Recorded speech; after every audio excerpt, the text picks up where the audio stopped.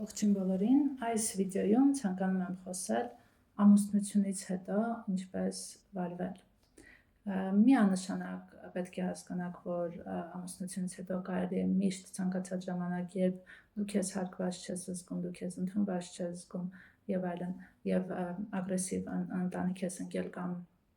զուգընկեր ամուսինը ագրեսիվ, ապա միշտ կարելի է դուրս գալ այդ ամենից, միշտ կարելի է բաժանվել եւ ապրել, շարունակել ապրել եւ հանդիպել նոր տղամարդու։ Սակայն մինչ բաժանվելը կա երկար ճանապարհ, որը ցանկալի է իմանալ, թե ինչպես անցնել։ Միշտ շատ հեշտ է մեղադրել դիմացինին, մեղադրել սկեսուրին, զոքանչին, ամուսնուն եւ այլն, սակայն շատ դժվար է մեղադրել ինքդ քեզ։ Պետք է հասկանալ, որ ընտանիք կազմելուց առաջ նաև դուք ունեցել եք լիքը տրավմաներ եւ տարբեր իրավիճակներ ձեր կյանքում, որոնց հետևանքները դուք ձեր հետ որպես օժիտ տանում եք նոր ընտանիք։ Եվ պետք է հասկանաք, որ այն ընտանիքը, որտեղ դուք գնում եք, մինչև ընտանիք, այն տղամարդուն, որին դուք ընտրել եք, որի հետ ընտանիք կազմեք, պետք է հասկանալ, որ ինքը նաև ունի այդ ամբողջ օժիտը իր կյանքում։ Պետք է նաև հասկանալ, որ այդ օժիտը շակերտների մեջ ունի նաև ձեր սկեսուրը, այսինքն ինքը նույնպես մեծացել է մի ընտանիքում, որտեղ ենթարկվել է տարբեր տրավմաների եւ որը նույնպես այդ բագաժի տեսքով բերել է իր սեփական ընտանիք, որի արդյունքում նաև մեծացրել է իր երեխաներին այնպես, ինչպես կարողացել է։ Ճիշտ է մեծացրել թե սխալ, դա ընդհանրապես քննարկման ենթակա չէ, որովհետև այդ մարդը համենայն դեպս մեծացրել է եւ մեծացել է այնպես, ինչպես կարողացել է, ինչպես ճիշտ է եղել իր ժամանակահատվածում եւ իր կյանքի այդ փուլում, որովհետեւ կյանքի տարբեր փուլերում տարբեր բաներ են ճիշտ, հա, ասենք մեր ծնողները օրինակ մեր ծնողները չեն ունեցել մանկական հոգեբանության վերաբերյալ այն ամբողջ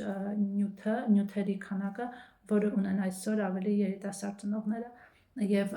որին շատ խիստ հետևում են այդ երիտասարդ ծնողները, քանի որ կա ցանկություն ճիշտ մեծացնել սեփական երեխային։ Այն ծնողները չեն ունեցել դա, մեր ծնողները չեն ունեցել, մենք դա ունենք, բայց մենք այդ ամբողջ նյութին զուգահեռ, ինչպես ասեցի սկզբում, ունենք նաև մեր տրավմաները,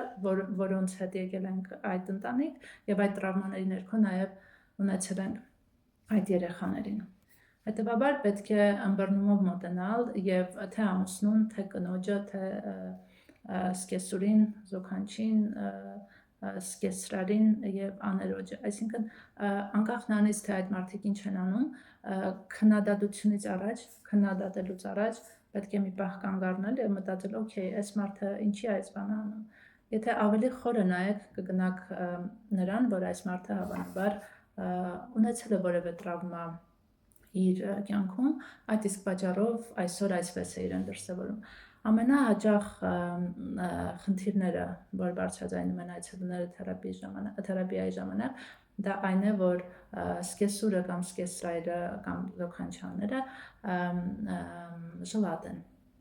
Ամեն կոպեկի հետևից կընկնեն, կհաշվեն, թե մենք մեր գումարը որտեղ ենք ծախսել, ինչու ենք ծախսել եւ այլն, մենք երիտասարդ ենք, ուզում ենք ծախսենք, իսկ իրենք մեզ քննադատում են։ Պետք է հասկանալ տարածվածը եւ այսպես ցայտուն օրինակը 90-ականներն են։ Պետք է հասկանալ, որ 90-ականներին Հայաստանը ունեցել է հաղթանակած պատերազմ, բայց ինչպես յուրաքանչյուր պատերազմ, այնպես էլ մեր Արցախյան պատերազմը ունեցել է իր գինը։ Եվ գինը եղել է այն բոլոր սահմանափակումները, որոնց միջով մենք անցել ենք։ Եվ այդ մարդիկ, որոնք այն ժամանակ եղել են, օրինակ 30 տարեկան, 35-40 տարեկան, այդ սահմանափակումների մեջ, որը դեպի սով էր տանում, դեպի սննդի խիստ սահմանափակում էր տանում եւ այլն, այդ սահմանափակումների մեջ, որը իրենց համար տրավմա է եղել, այդ տրավման այսօր 30 տարի անց դրսևորվելու է այսպես։ Այսինքն իրենք խիստ էկոնոմիայի են դիմելու, խիստ սահմանափակումների են դիմելու, մինչդեռ այսօրվա Հայաստանը դա բոլորովին այլ Հայաստան է։ Եվ երբ ամեն ինչը շատ է, ամեն ինչ կա,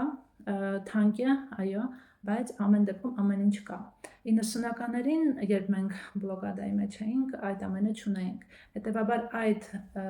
տարիների երիտասարդները, հավանաբար միջին տարիքի տղամարդիկ եւ կանայք, այսօր արդեն 30 տարի անց ունենալու են այն տարիների տրավմաների դրսևորումը,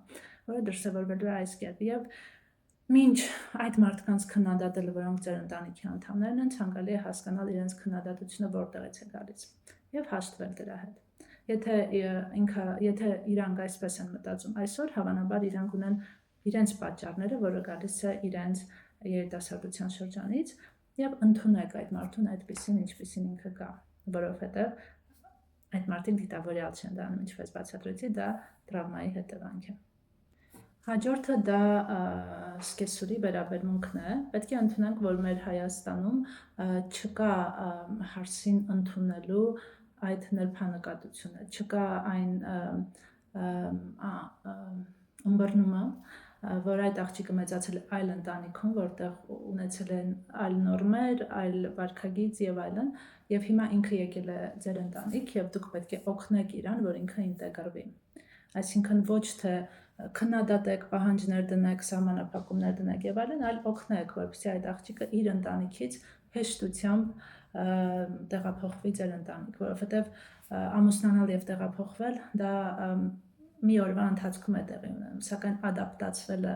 նոր իրականությանը ինքը տարիներ է տևում եւ ադապտացվելը ինտեգրվելը տարիներ է տևում։ Հետևաբար, որպես ավագ մայր, պետք է կարողանաք օգնել այդ աղջկան ինտեգրվել ձեր ընտանիք։ Նույնն էլ աղջկան է վերաբերում, նույնն էլ հարսին է վերաբերում, երբ որ գնում եք նոր ընտանիք, ոչ թե պետք է սպասեք, որ ամեն ինչ լինելու է ինչպես ձեր տանը,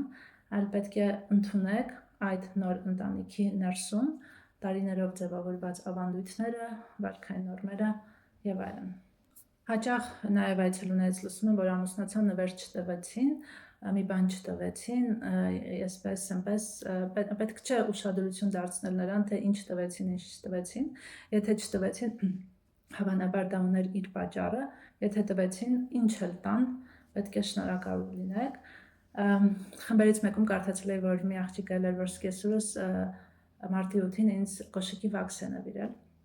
եւ բավականին վրդոված էր։ Պետք չէ վրդովել, պետք է մտածել, հավանաբար այսքան գումար ուներ, դրա համար սա է առել, սա է նվիրել եւ պետք է շնորհակալ լինել, որ գոնե մտածել է նվիրել է։ Եթե քննադատելու, կռվելու փոխարեն դուք շնորհակալ լինեք, որ օքեյ, վաքսի գումար ուներ, վաքսը նվիրեց, ամեն դեպքում ես շնորհակալ եմ, որ մտածեց, նույնիսկ եթե ձեր ուզածը չմտածեց, բայց մտածեց այնինչ կարողացավ եւ ընտրեց այս նվերը, ես շնորհակալ եմ եւ այդ ձեր շնորհակալությունը եւ զսպվածությունը բերելու է նրան, որ հաջորդ տարի ինքը այլ բան է մտածելու եւ հավանաբար մոտ է լինելու նվերը, մոտ է լինելու այն ցանկությանը, որը դուք ունեք։ Այսքանը ասածը այն էր, որ քննադատելու,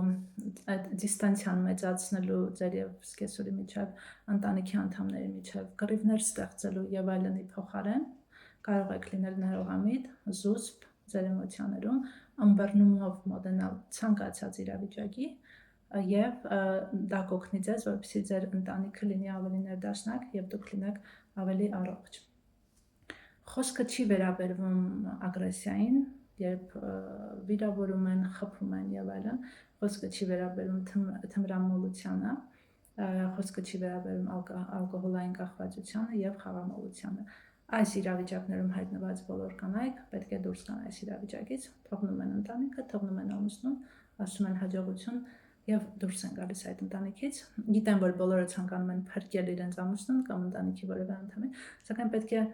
հասկանաք, որ դուք չեք կարող այդ մարդուն փրկել։ Ինքը պետք է ինքնուրույն գա այն որոշմանը, որ պետք է անցնի հոգեթերապիա կամ պետք է գնա ռեաբիլիտացիոն կենտրոնում պարկի, բուժվի, առողջանա եւ այլն կյանքը։ Դուք ձեր կողմից չեք կարող ոչինչ անել։ Ձեր այդ փրկելու ցանկությունները ընդհանրապես բերելու են նրան, որ ձեզ մոտ առաջանալու է էմոցիոնալ հյուծվածություն եւ վերջում հետո արդեն մեղադրանք։ Դուք մեղադրել եք, որ էս արեցի, բայց դու չփոխվեցիր, սկսելու եք այդ մարդուն մեղադրել, ստեղծել վեճեր եւ ավելի հեռանալ։ Այդ քանի եւ ժամանակը վատնելու փոխարեն պետք է ի սկզբանե հեռանալ եւ այդ մարդը երբ մնա մենակ, արդեն ինքը ինքնուրույն պետք է գա այն համոզմունքին, այն որոշմանը, որ ինքը ցանկանում է առողջանալ եւ Հայաստանում կան առողջանալու բոլոր միջոցները, թե հոգեթերապիա, թե դեղորայքային բուժում եւ վերականգնում բոլոր միջոցները կան։ Եվ ցանկացած երիտասարդ կամ ոչ երիտասարդ տղամարդ կամ կին կարող է դիմել եւ առողջանալ զուգահեռ նաեւ անցնելով հոգեթերապիա։ Այսքանը, եթե ինչ-որ հարցեր ունեք, գրեք մեկնաբանություններում, ձեր հարցերը, քննադատությունները, կարծիքները գրեք մեկնաբանություններում, ես սիրով կպատասխանեմ։ Լավ եղեք, առողջ եղեք երջանիկ, ինչքանով դա հնարավոր է մեր այսօրվա իրականության պայմաններում, եւ կհանդիպենք։